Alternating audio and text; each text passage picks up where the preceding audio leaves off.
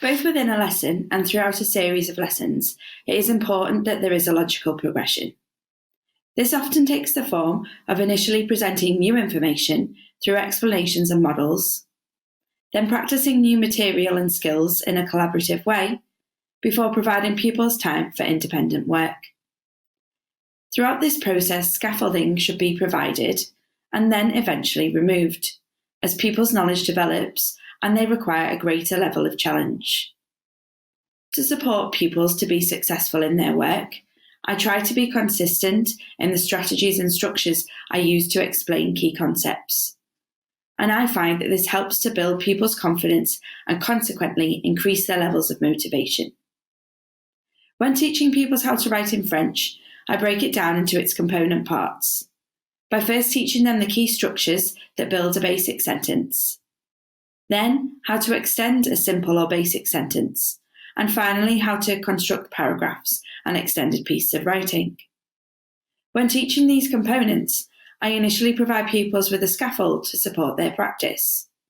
These scaffolds might be writing frames to support with sentence structure or vocabulary prompts to support with translation.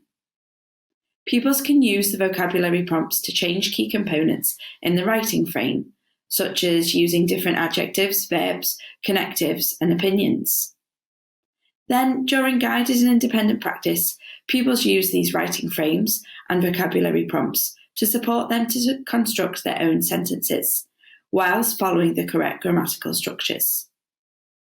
Over time, I reduce the level of support provided in the writing frame by removing the amount of words or structures given. And I then challenge pupils to recall the structures from their memory, which helps to build their learning and independence, until eventually they no longer require writing structures to support them.